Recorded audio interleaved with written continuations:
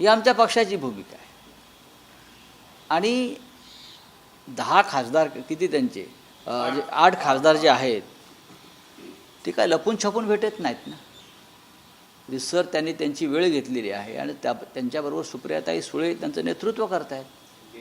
आणि माझं काल सुप्रियाताईशी या विषयावर चर्चा झालेली आहे की कोणत्या जिल्ह्यातले काय प्रश्न आहेत ते मार्गी लागत नाही आहेत. आणि एकेकानं भेटण्यापेक्षा एकेकाने भेटल्यावर संशय येतो ना, हा काय भेटला, तो कशाला भेटला. त्याच्यामुळे आपण एकत्र जाऊ आणि एकत्र प्रश्न मांडू. ही त्यांच्या पक्षाच्या प्रमुख नेत्या किंवा कार्यकारी अध्यक्ष ज्या आहेत त्या पक्षाच्या सुप्रिया सुळे यांचं म्हणणं बरोबर आहे.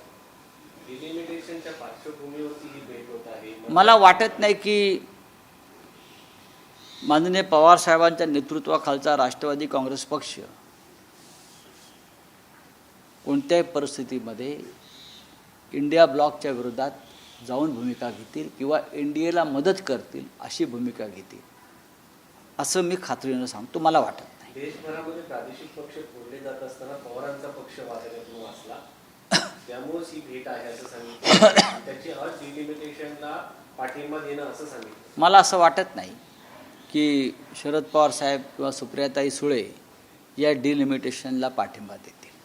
म्हणजे ज्या पद्धतीनं हे बिल येत आहे 850 खासदार बनवून हवे तसे मतदारसंघाची तोडफोड करायची, हे राष्ट्रहितासाठी योग्य नाही. त्याच्यामुळे शरद पवार साहेब आणि सुप्रिया सुळे या बिलाला पाठिंबा देतील आणि त्यासाठी खासदार त्यांना भेटत आहेत हे मी मान्य करणार नाही. वारंवार जर पंतप्रधान केंद्रीय